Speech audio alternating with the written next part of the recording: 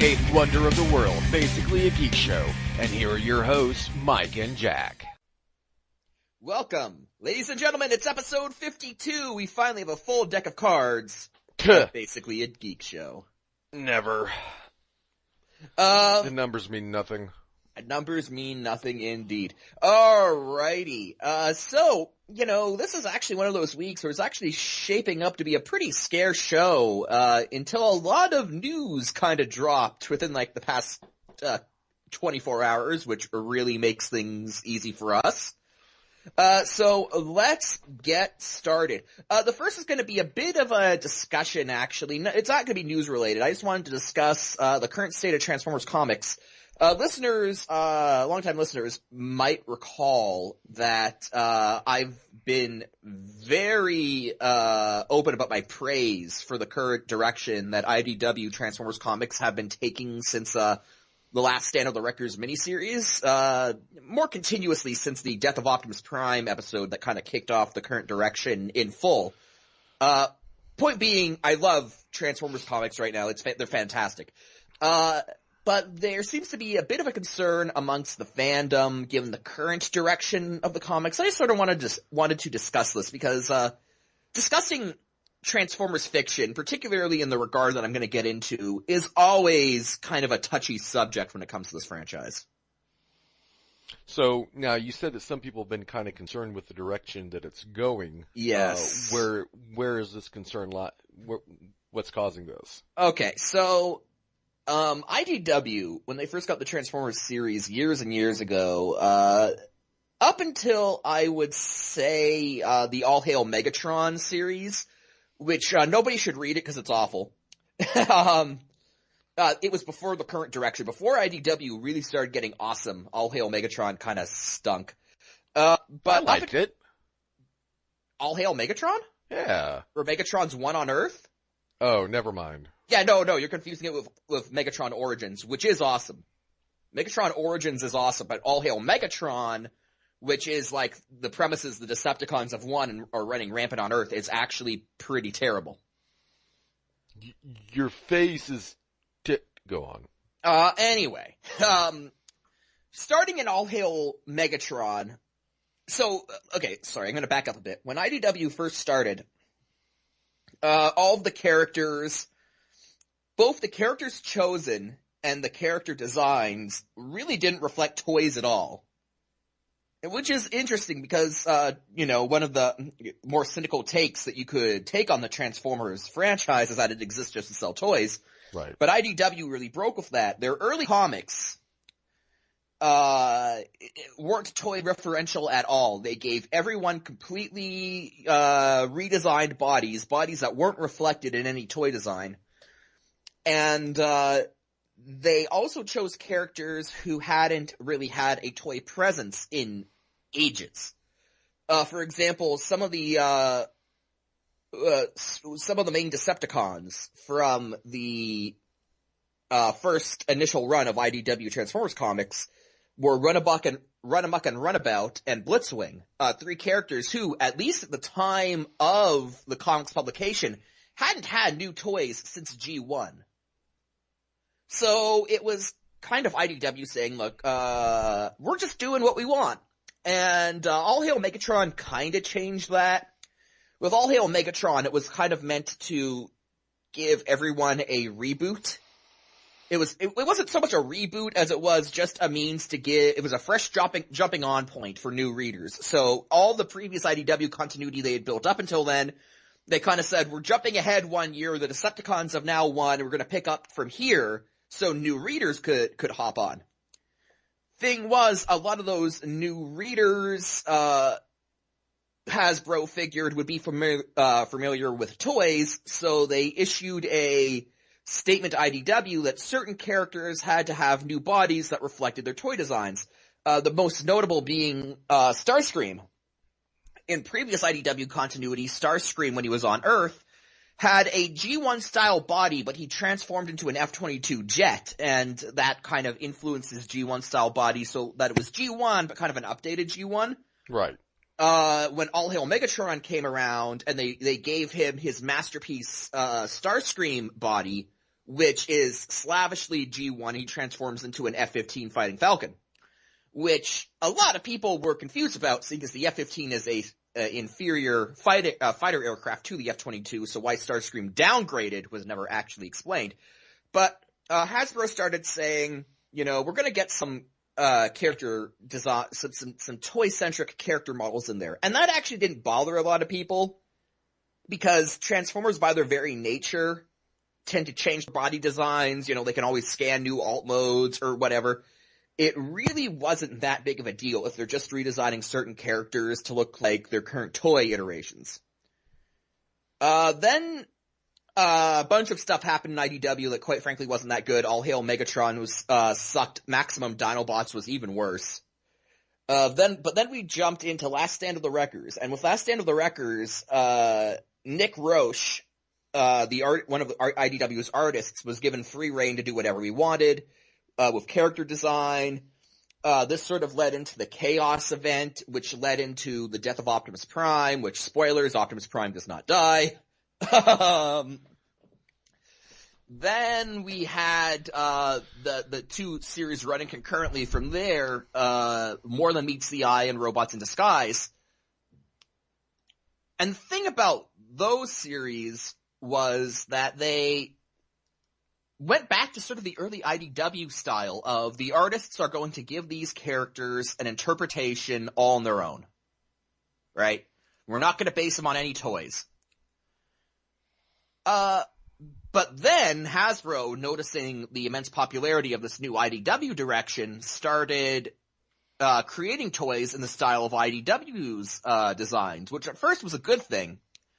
But then changes started to be made where, particularly in the Dark Cybertron crossover event where More Than Meets the Eye and Robots in Disguise kind of came together for a while, where characters were introduced into the narrative only to really promote their toys. They were there for like a couple panels and then they were gone. But then Dark Cybertron ended and people were like, okay, back to normal. And that lasted for about a year until we reached the current point. Because the current point is when the Transformers Generations line is going all in with Combiner Wars. And now Transformers Robots in Disguise, one of the two main comic books of the series, has been renamed Combiner Wars. And there is a concern now that for the first time Hasbro is really going to start leaning on IDW Comics and they're going to start using this new series to force the IDW narrative, which people have loved so far, into just another means to shill the toys. Right. And that's kind of where we're at, where, Hasbro has been involved, with character designs before, but really for the first time it seems like the narrative itself is going to be affected. And that's what concerns people, and I wanted to address that, because I honestly think a lot of those fears are for naught. Why is that? Well, okay. I mean, it's a legitimate concern because, you and I have gone into detail and kind of gone on little mini rants about how so many times that the fiction suffers because Hasbro is doing what toy company do, mm-hmm. and placing, just so much emphasis on hawking the wares, so to speak, that, a lot of us older fans of the franchise would like to see it become a bit more evolved and adult-oriented in terms of... I want my plastic robots to be adult-oriented. Exactly. I mean, we want more sophistication in the storylines. Mm-hmm. And IDW has been, as you mentioned, has been delivering that for a while. And, I can understand where a bit of trepidation would be justified with this. There is, the trepidation is justified, but I don't think it's going to be I don't think we're going to get the worst case scenario that a lot of people are expecting. The thing to remember is that, and this is probably, in fact, I'm almost sure it's coincidental, but it just so happens to work out nicely, is that combiners in the IDW continuity are actually a really mysterious thing. There were no combiners for most of IDW's run. Even though they had combiner teams, you had like the Terrorcons would show up, or the Predacons would show up, or the Combaticons would show up. But they never combined to their combined forms because in the IDW universe, combiner tech is something that's only been figured out by one guy. One of the ancient primes named Nexus Prime discovered the secret of combining. And his quote-unquote enigma of combination is one of those things that's been lost to the ages in the IDW verse. So combiners are actually a really new and unstable technology. And dating back almost since the original IDW comics, there's always kind of been this thread running through them where certain scientists on both sides of the Autobot-Decepticon war have been trying to solve Nexus Prime's, quote, enigma of combination.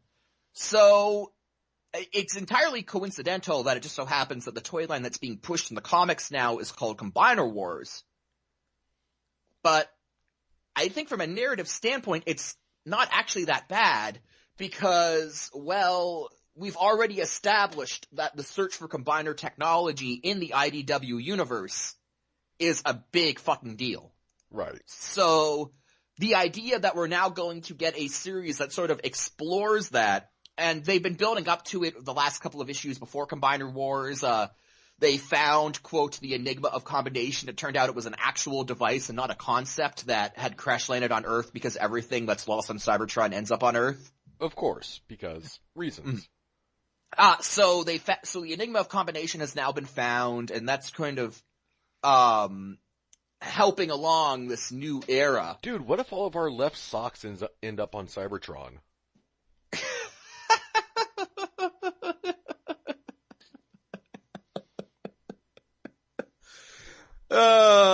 Or all the pens we always lose? Yes, or like 15,000 of my cigarette lighters. Point being that the Combiner Wars as narrative, I think, can work very well given the history that Combiner Tech has in this IDW continuity. That it can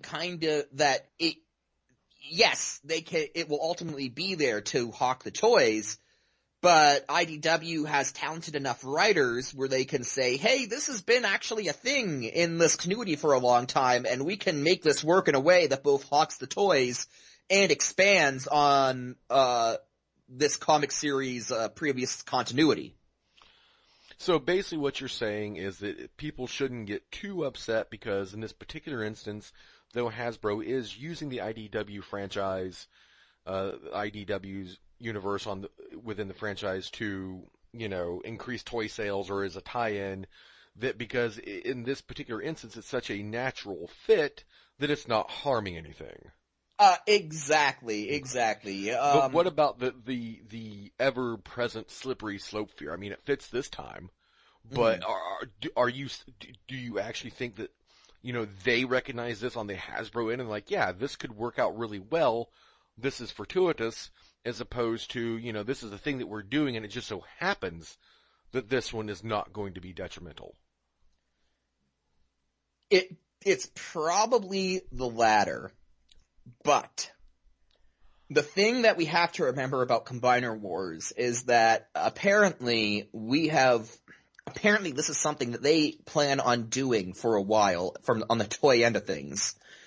Combiner Wars is going to be the face of the Generations Transformers line for probably another year and a half.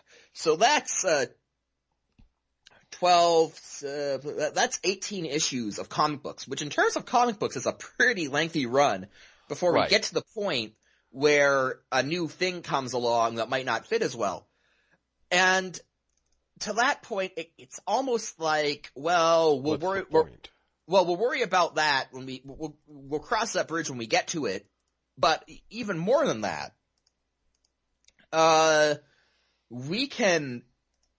IDW has proven they've got a very talented cast of writers, who I think are able to take some of these more toy-centric plots and weave them in a way that's not all that intrusive.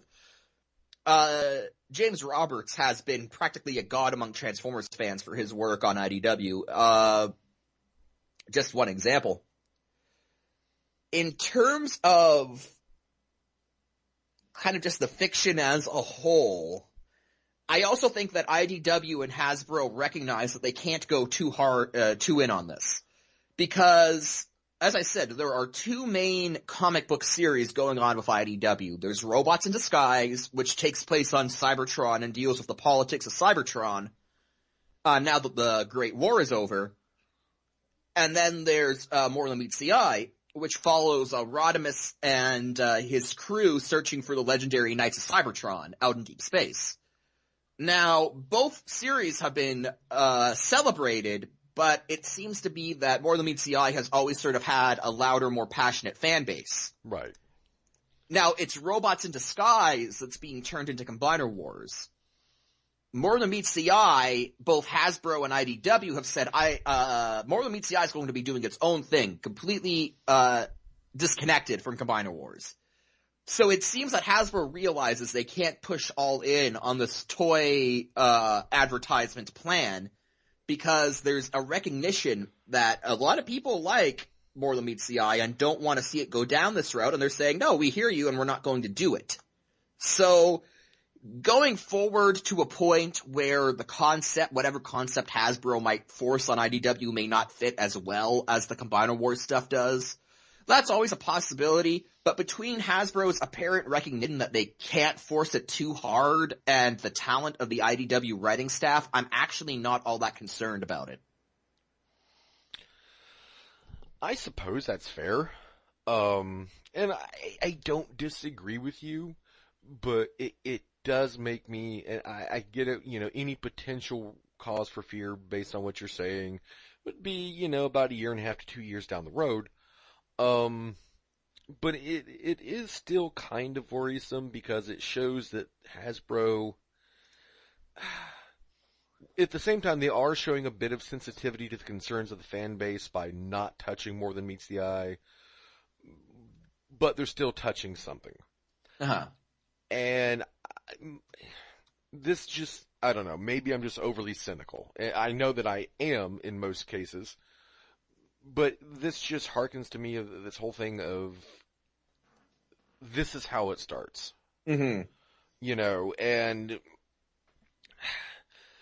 I've seen, I mean, just look at Transformers Prime Season 3, and you can see how this shoehorning in of Hasbro saying, okay, well, you've got to write this and you've got to write that in.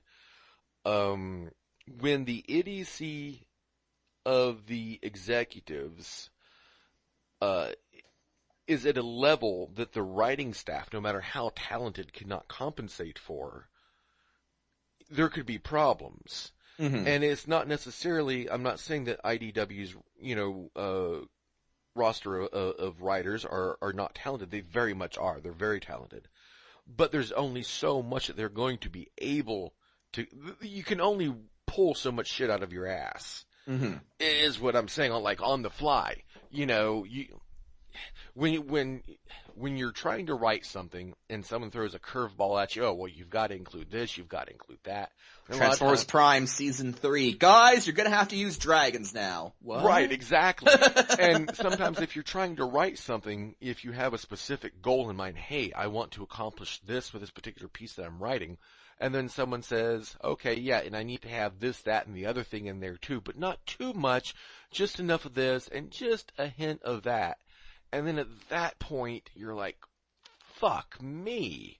Because you can't, it plays havoc with the creative process.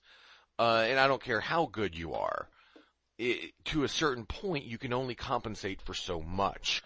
And though, will IDW's writing team handle it better than a lesser talented crew of writers? Abso-fucking-lutely. But will it, overall, could it potentially result in a noticeable diminishing of quality? Yes. And I think that's, I'll tell you what I think the benchmark to see how this goes is, and it's Cyclonus.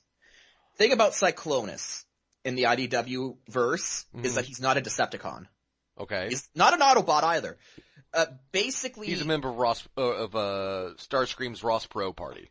No. This is my voodoo stick. This is my voodoo stick. Cybertron is experiencing voodoo economics. Giant flushing sounds. No. In the IDW verse, Cyclonus was a member of Nova Prime's crew, which I guess makes him an Autobot, technically. Way back when, who got sucked into the Dead universe. The Dead universe.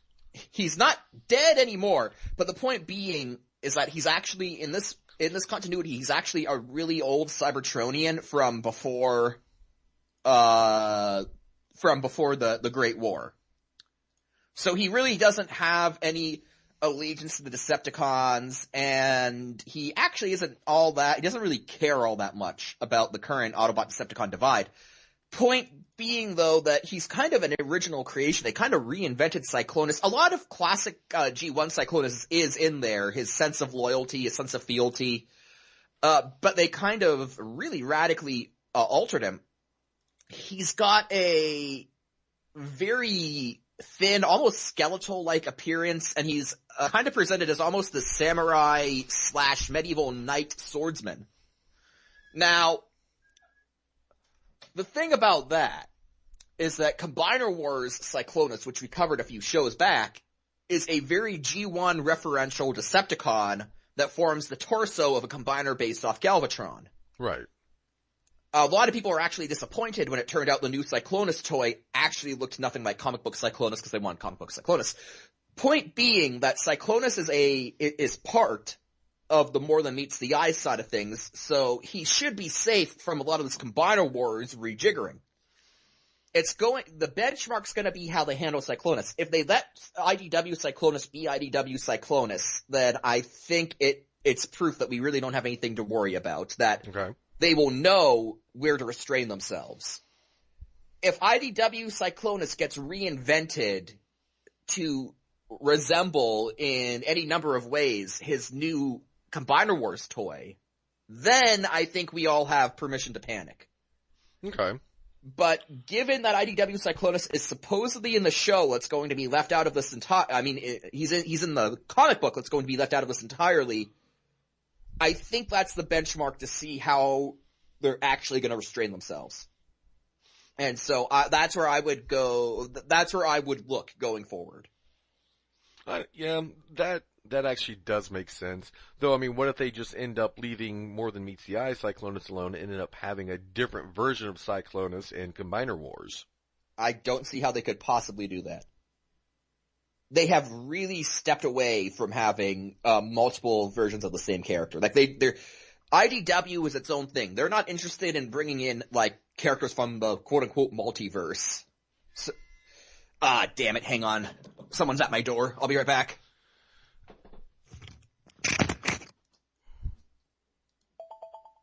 So, yeah, IDW's not really into the multiverse thing. They're not going to just say, we pulled Cyclonus from G1 into this universe, so he's here. So I don't see that being a concern. Okay. Well then, I guess we'll just look to see, and it's pretty much out of our hands anyway. Hasbro has demonstrated a few times that if they want to do something, then by God, they're going to do it. So dragons! Yeah, fucking dragons! Yeah. That was such a weird turn of events. Really, I don't know. Well, I don't know. It just felt, I don't know. It felt like what it was. It felt forced and contrived. Out of nowhere. Season 3 of Transformers Prime is going to have robot dragons. And then they had Shockwave doing his John Hammond impression to try to justify it. And Predacons Rising was remarkably devoid of Predacons. Yeah, there's another Jurassic Park joke I could make there. You are going to have Predacons in your Predacon movie, yes? I really hate that, man. So yeah, that's the thing. IDW comics may no longer be the bastion of good writing. Well, they'll continue to be good writing. The question is how crazy will the shit get? But moving on, we have, right before we began recording this, we both watched the trailer for the latest James Bond movie, which presumably, I guess, is now being called Spectre? Yes, Spectre, named after the criminal terrorist organization from the Sean Connery era Bond films that was headed by Ernst Stavro Blofeld, and it seems like Blofeld will finally be making his reappearance if the visuals in that trailer are to be believed. So go ahead and put your lotion down for a moment. And what did you, since you're the Bond guy, I'm the Godzilla guy, what did you think of the trailer? Well, first off, to kind of temper expectations for anyone who hasn't seen it and is deciding to see it as a result of the show, it is a teaser trailer. It is everything that that implies, meaning that it gives you hints about the movie, but you will not be able to extrapolate much of plot, much of character development. It is basically there to say, hey, here's the new Bond movie, things will happen in it. We're making a movie. We want you to come see it. Basically. There's gonna be people getting shot. You like that, don't you? You like it, you violent animals. See our fucking movie. Pretty much.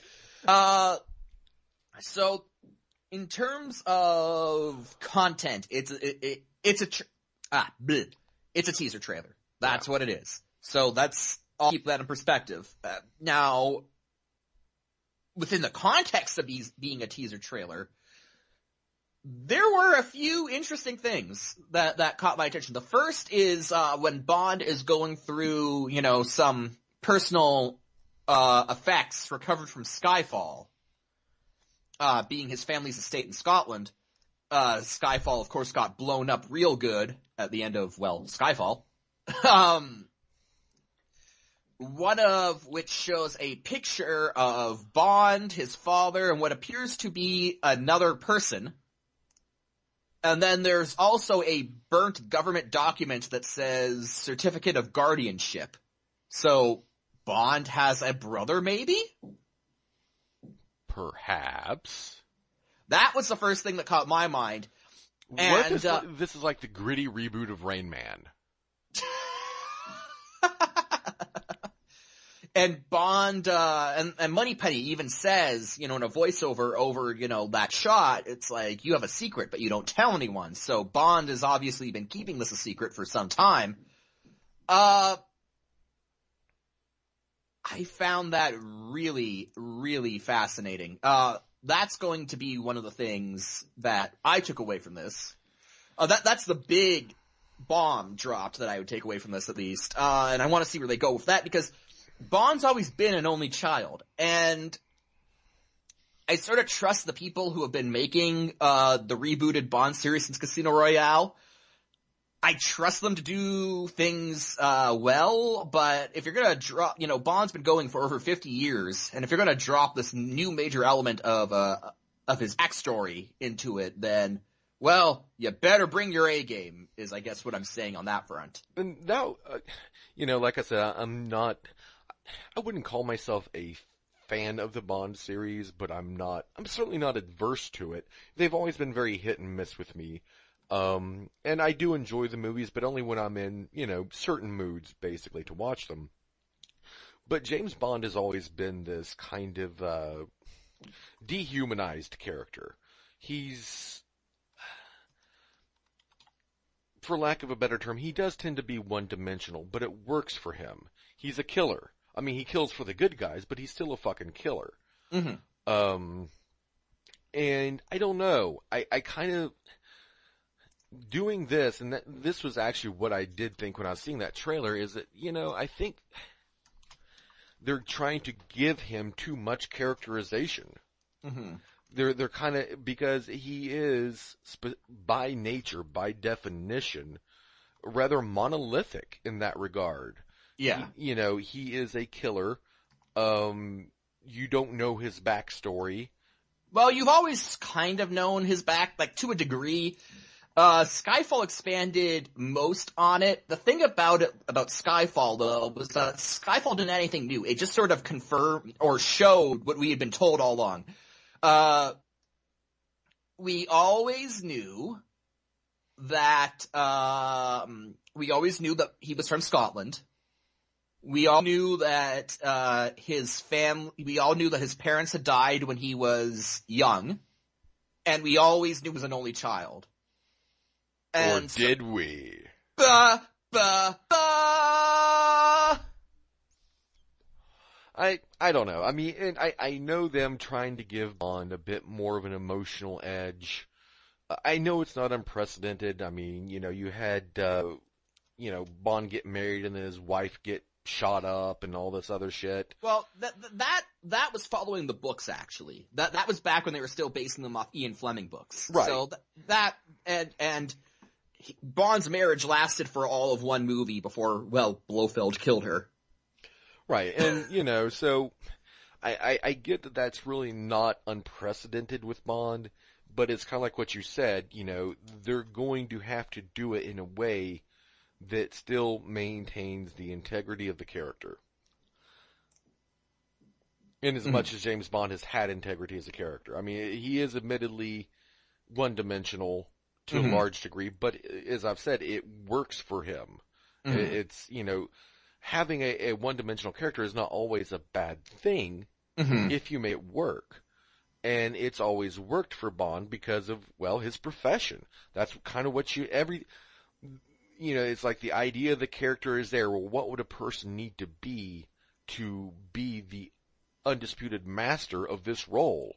Of this function. And, he is that. He has minimal family ties, orphaned at a young age, would have been very malleable into this, perfect killer kind of a thing. And, so all the pieces have been built around him for that. And it does kind of like make me raise an eyebrow that they seem to be just kind of poke at that outer wall there that supports the character. I mean, again, this is all just speculation based off of a single scene in a minute and 20-second long trailer, but it is something that caught my attention. Yeah. Other than that, I mean, that was the thing that concerned me. The thing that made me geek out was the end. Not confirming, but heavily teasing Blofeld at the end of that trailer. I would call that a confirmation, though, because, I mean, it was obviously a bald figure sitting in a shadow at the end of the only thing missing was the fucking cat. I mean, it was all but a confirmation. I would go so far as to call it a confirmation. The end of the trailer shows Christoph Waltz, of course, of Inglourious Basterds fame, and he is hidden in shadows at the end of a long table, and if you are trying to depict Ernst Stavro Blofeld through visuals, that's what you would do. Right. And so... Also, if you were depicting Dr. Claw. Well, Dr. Claw had a cat. Dr. Claw is basically Blofeld. Or is Blofeld basically Dr. Claw? No. Ooh, did I strike a nerve? Well, now the tables are turned, Mr. Power Rangers are like Voltron. Well, so Blofeld, he's kind of like Dr. Claw, right? Uh-huh. Are you happy? Getting there. Are you happy? Okay. I'll ride that out for another few months, and maybe I'll be satisfied. Well, if you really wanted to go for the gullet, you'd point out Giovanni from Pokemon. Well, if I was familiar enough with Pokemon to do so. Well, Giovanni, the leader of Team Rocket, started off as basically Blofeld. So Blofeld's like Giovanni from Pokemon, right? See, it doesn't work now that I gave you the ammunition. So yes, Bond trailer, not much revealed except for that one possible plot point. And again, they didn't really go into too much about what it could be. You did see, the thing is in that picture, it looked like to me that individual's face that was burned out, they looked like they were an adult to me. I saw kind of like a teenager more so than an adult. Like he didn't seem quite as tall as Han's father, who was standing in the middle. So I almost thought it would be, well, yeah, that was also kind of what I thought it would be his mother. Mm-hmm. Because of that. And that maybe he discovers that his mother is not dead or something to that effect, perhaps. Who knows? I am just preparing myself for Spectre, the legacy of Corky Bond. Blofeld is his father. Oh my God. They're going to go Star Wars up in this bitch. I will... Mr. Bond, I am your father. If they do that, that will be a bigger betrayal than what they did to the Mandarin in Iron Man 3. No, Mr. Bond, I expect you to buy me a tie for Father's Day. No! Everything is wrong! Betrayed me! Oh, shit. I will murder Sam Mendes with a spork! So yeah, Spectre trailer is up on YouTube. You'll probably have to wade through a few to get to the right one. I was fooled by a fake trailer that was fairly well put together and frankly was more interesting to me than the actual trailer. Yeah, but Spectre, Spectre as a film had been announced a couple months back, so there's been a lot of time for people to make fake trailers on YouTube. But moving on to a bit of video game news before we loop back around to the movies for a bit. Mm-hmm.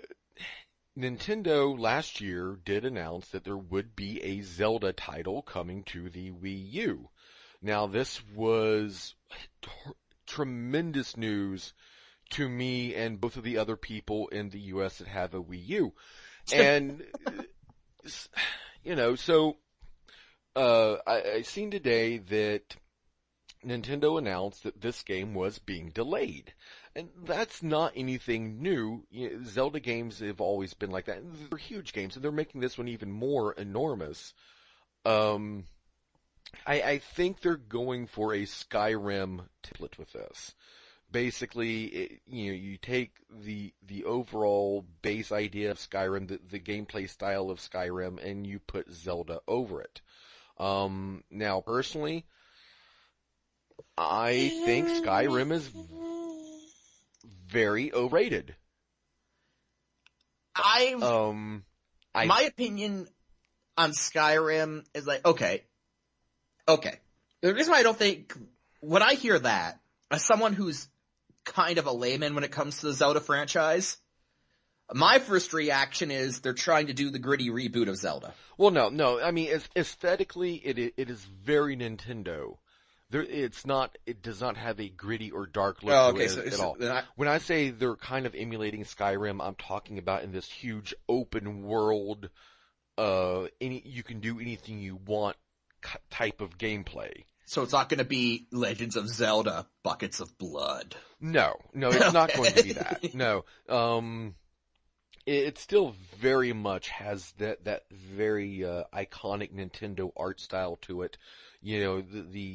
The footage that they showed last year made me really just think back to the drawings that I would see in the game manuals as a kid for the world of Hyrule and everything that they would have in there. Which apparently was the only part of the game that they have actually made.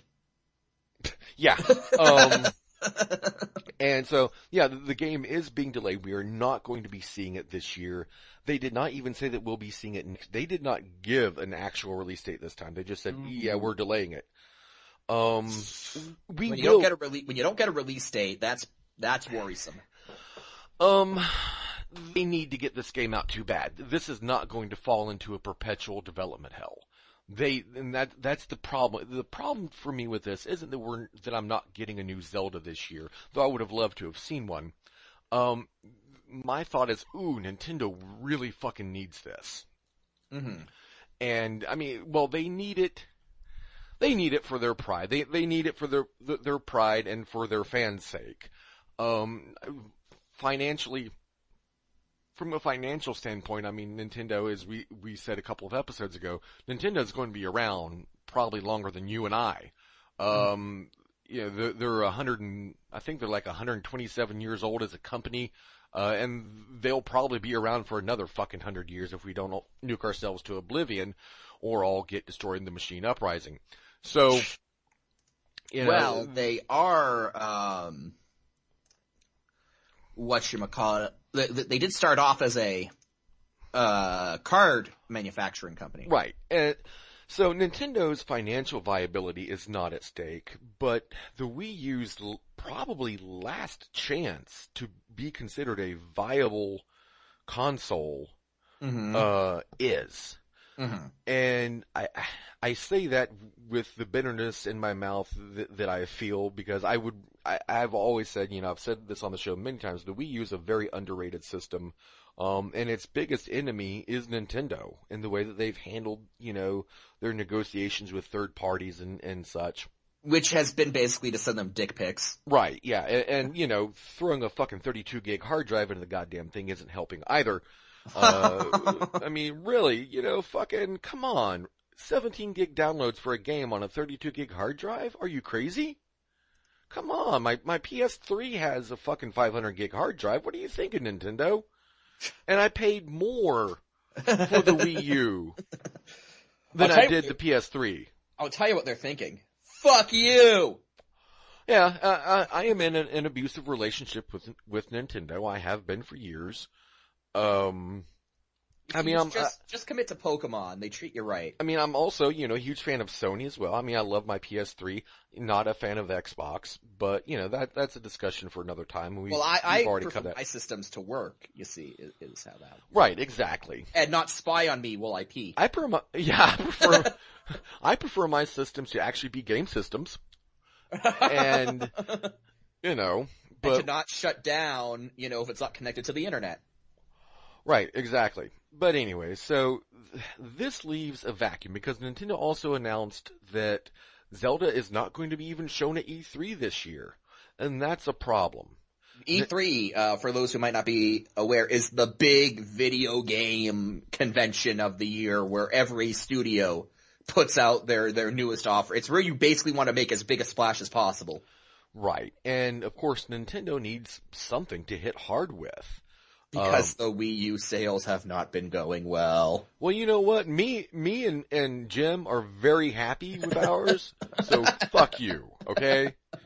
But yeah, so, Nintendo needs something. They need something big, something impressive for a centerpiece at E3. Mm-hmm. Now, there's two ways of thinking about this. There's the normal way of thinking, and then there's the Nintendo way of thinking. Now, okay. I'm going to tell you the normal way of thinking first because I am not Nintendo. Okay. I am thinking, and this is what most people are saying, is that, well, Nintendo will have to bring out something on par with Zelda to display at E3, and the first thing that's coming out of everyone's mouth is Star Fox. Woo! I would love to see that because I think that would resonate even more than Zelda in a lot of ways because you want to talk about being in an abusive relationship? Try being a Star Fox fan. Oh, I know, I get you. Dude, the original Star Fox back in the day was just fucking magnificent. Star Fox 64 was even better. And see, I never really got very familiar with that one. Like I said, I played the two games that everyone says made the N64 so awesome were the games that I did not like. Star Fox 64 and GoldenEye. No. Mario 64 and Majora's Mask. Oh, well, yeah, nah, screw those games. I didn't like either of them. Mm-hmm. And the N64 for me, the N64 to me back then was what it made me as disappointed as the Wii U has made a lot of people now. Mm-hmm. Whereas I loved the Wii U and thought the N64 was, well, most of the offerings on the N64 were kind of shitty. So, to each their own. You're the shitty one. I am so fucking shitty. But, it happens. But Nintendo, conventional wisdom would say that Nintendo needs to bring out something with a bit of gravitas to it to display at E3. Mm-hmm. And most people are saying Star Fox. I don't think it's going to happen, though. Okay. I mean, simply because, last year, I believe that it was at E3 last year when they teased Star Fox.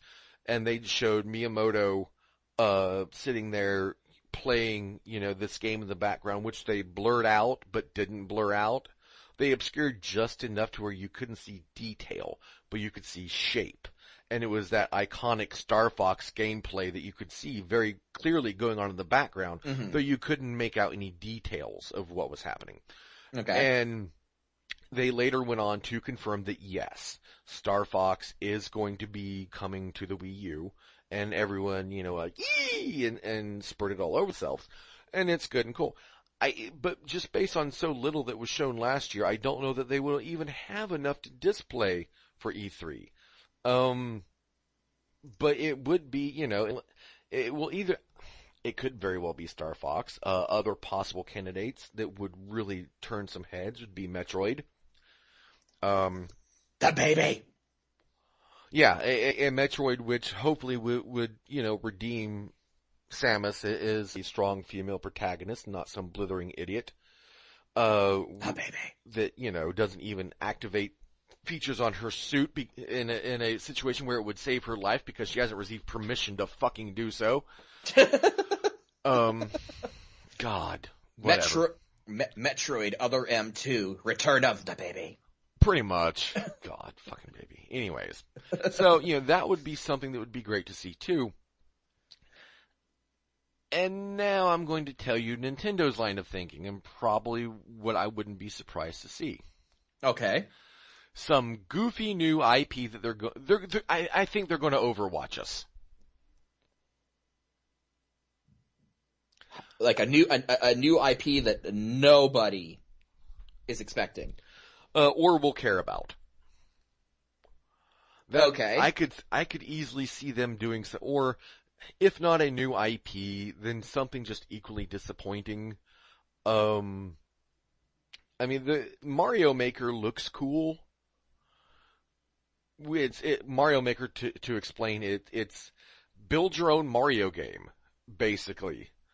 Your own side-scrolling 2D Mario game. And you can, post levels online and all this shit. That actually sounds cool. It is cool, but it's not centerpiece material. It's an also-ran. It's a, hey, get a Wii U, and this is one of the cool things you can get to go with it. It's not a system seller. It's not a console pusher. They need a fucking console pusher. I don't see anyone going out and buying a Wii U for fucking Mario Maker. They need a system seller. And a system seller would be something like Zelda, Star Fox, Metroid. Do a Kid Icarus game. No, maybe not. Hey, the last Kid Icarus game for the 3DS was pretty cool. It was pretty cool. I'll say that. Do something. Do something grandiose, something massive. And that's not going to be Mario Maker. They need to, ideally it would be Star Fox or Metroid. F-Zero would also, get a lot of attention. But I think that would be kind of a poor move as well because we've got Mario Kart and really the two games there was a lot of overlap in functionality there, even though the styles were different. It was still basically the same thing. It was just how it was approached was different. So I would prefer not to see F-Zero. I know there's a lot of, F-Zero fans out there who would be like, oh, why? Why you say these things? Because you've got Mario Kart 8, and just thinking from the standpoint of what would be best for the system, and then the Nintendo fan base as a whole, we need a Metroid, we need a Star Fox, we need our goddamn Zelda, but whatever, I'll live without it. So yeah, hopefully it'll be one of those. I'm thinking it's going to be something out of left field and off the wall that no one's going to care about, and it's going to be stupid. Because that's just Nintendo for you. Well, as you said in our, either last show or the show before it, they have so much money that they can afford to do whatever the fuck they want without consequence for years before they'll even see any sort of negative financial situation. Right, exactly. I mean, they can experiment, but it would be nice if they would try.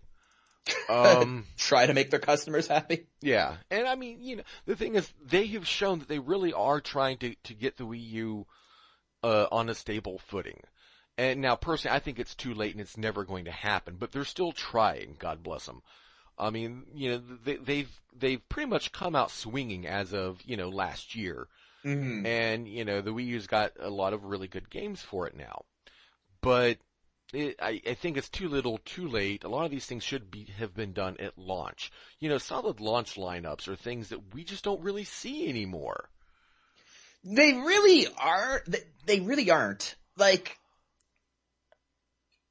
I think a lot of that has to do from the aspect of the people who are making the games, the studios, not necessarily the big companies, but the studios.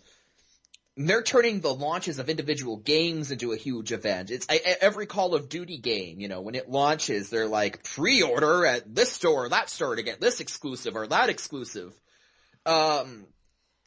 It's sort of become one of these things where the games where the games themselves and the publishers want to have big launch celebrations for the games themselves. They don't want it overshadowed by a system launch. I guess, but the thing is, I don't know. I kind of think, I hope that's not what they're doing, because that's kind of very flawed logic in the sense that, the people who make Call of Duty are flawed individuals, sir. Well, I'm not going to deny you that. Touche. But at the same time, I mean, you would Call of Duty dog. Yeah, the Call of Duty dog. You would think that Sony or Microsoft or Nintendo would be like, hey, we want a good, solid, strong launch. Let's lead in with at least one heavy-hitting title.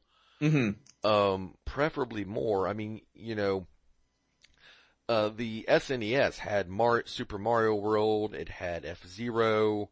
It had Pilot Wings. A lot of people like that, and they look Pilot Wings. Oh, I had forgotten about that thing. Yeah, and I always like, okay, well, why should I give a flying fuck about this? I never even gave that a second look. Pilot Wings was the game I played when I was so goddamn bored, and I had already played everything else. I'm like, oh, I guess I'll fuck around in Pilot Wings.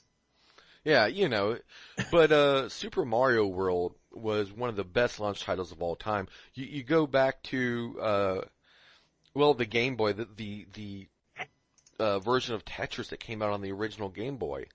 Again, kind of a title that in your head you'd be like, whatever, fucking Tetris. But it was a solid title for that type of console. It was the kind of game that said, hey, this is what this system is going to be about. Decent games you can take with you wherever you go, kind of a thing. But we don't really see solid launch releases anymore. PS4, Xbox One, I did not see a single compelling launch title between the two of them. Because, I mean, if Microsoft had come out swinging with something that I thought was just brilliant, I could have been, since they fixed the issues with the Xbox One, I could have been persuaded, possibly, but they didn't. And likewise with Sony. And Sony since then, though, since they didn't try to stick their cock in their customers' asses, sans lube, has enjoyed and continues to enjoy a substantial lead over Xbox.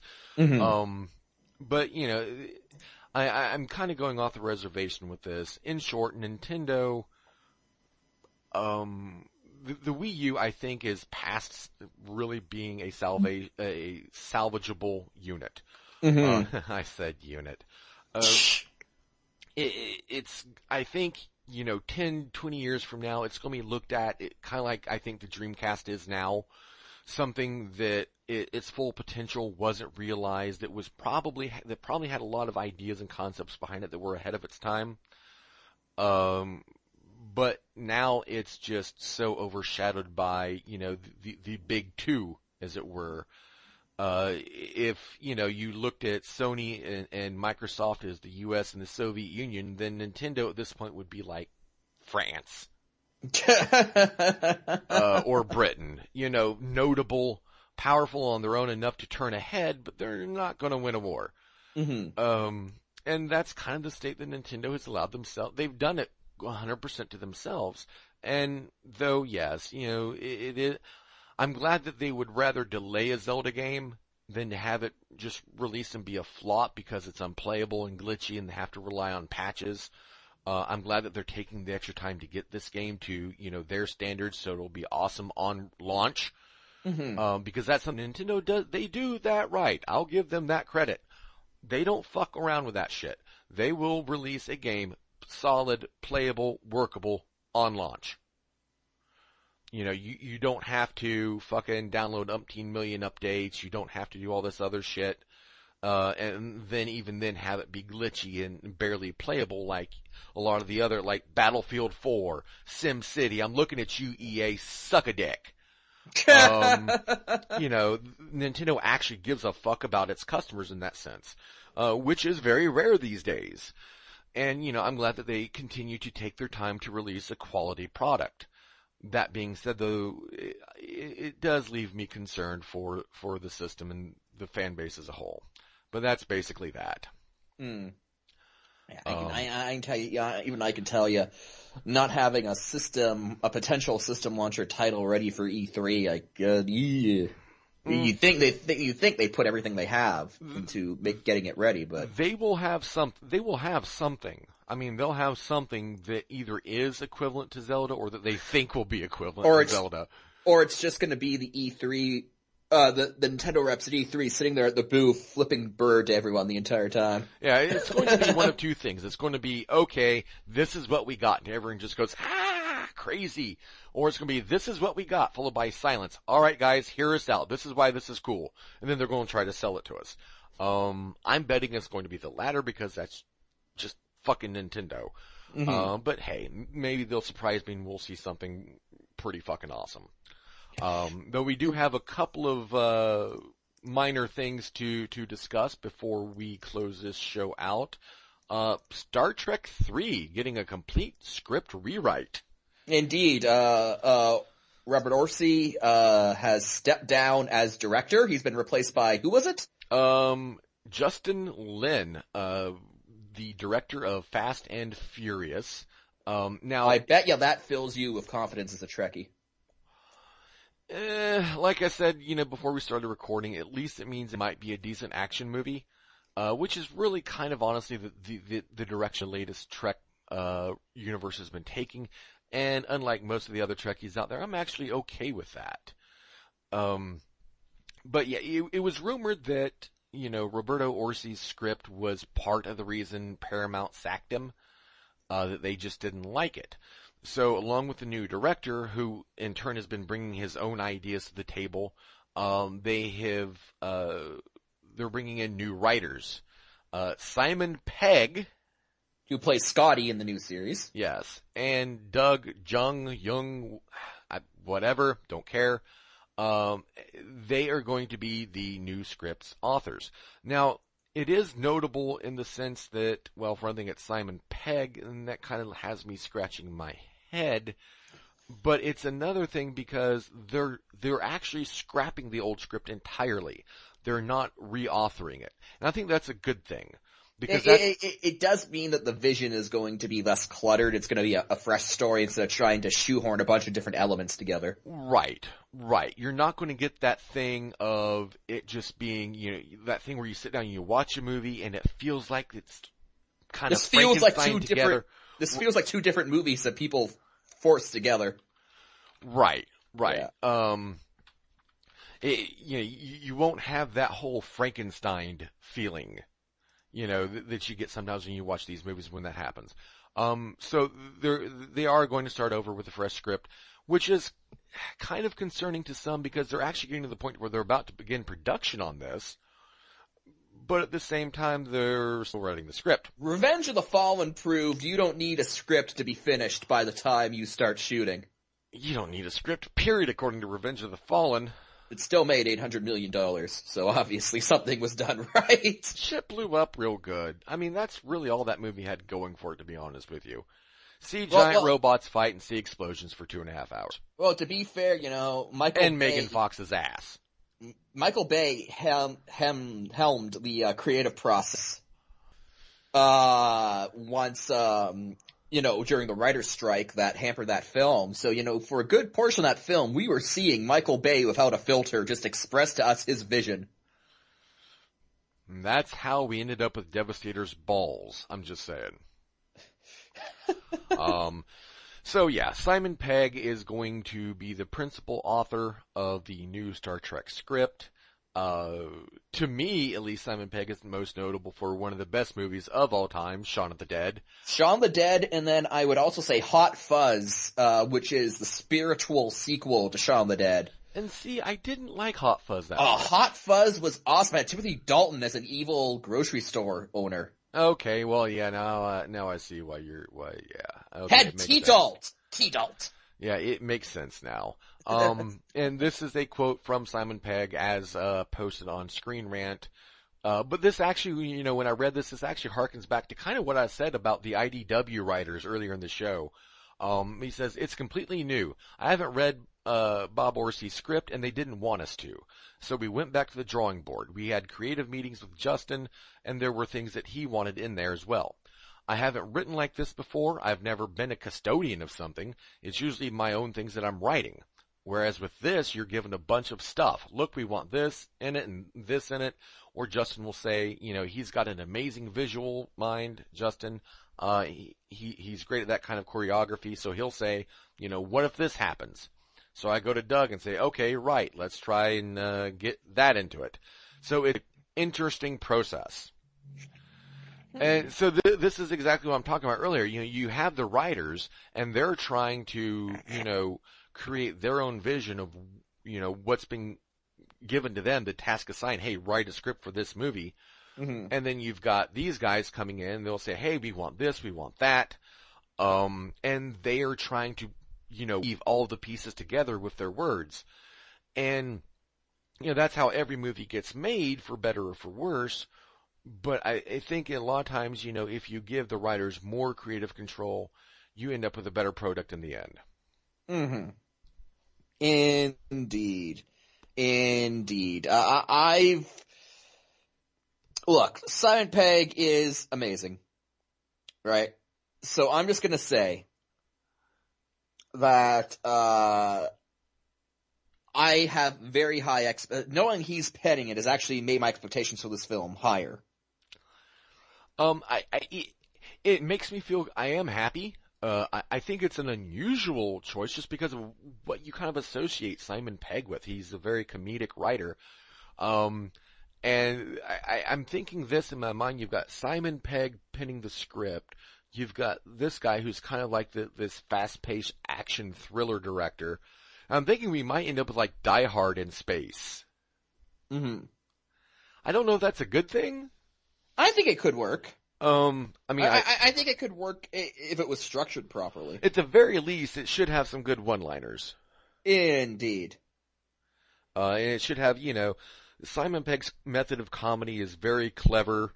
A little bit on the dry side is typical for British humor. But that's the kind I generally tend to enjoy the most. So, we'll see what happens. I'm pleased with it. I'm not freaking out about this. I know some people probably are, at least with just because of the fact that, again, they're so close to production, they don't have a script complete. It's better that they do this than try to cobble something together out of, a previous script that they're not going to be using. So, We'll see what happens. Indeed. Needless to say, I'm actually really excited to see this new Star Trek film. It's J.J. Abrams won't be involved. We've got a new writing team. A lot of possibilities for what could happen here, and I, for one, can't wait to see what happens, because I've enjoyed the first two Trek films, and seeing, a potentially different direction with the same cast of characters, it's interesting. I can't wait. I'm hoping that what we get out of this, because it was, as we reported on a show many months ago, Roberto Orci, he wanted, like some kind of another, original generation, original series tie-in, cameo appearance. Well, we've got, Leonard Nimoy, deceased. We've got Bill Shatner, ironically, defiantly still breathing. Of his fat monkey heart. Yeah, basically. And hopefully, with this new director and this new writing team, we're going to see them say, hey, let's let this stand on its own, because God knows it was capable of doing that from halfway through the first movie. Mm-hmm. So we don't need this anymore. Let's let this new universe stand on its own 2 feet and let them see, let's see where it goes like that. That's what I would like to see. Agreed. No offense to Will Shatner. Well, maybe a little offense meant, but we don't need to see him in the new Star Trek film. We don't need to see him anywhere. Unless he's doing Rocket Man again. Now that I want to see. With that, on that note, we end episode 52 of Basically a Geek Show.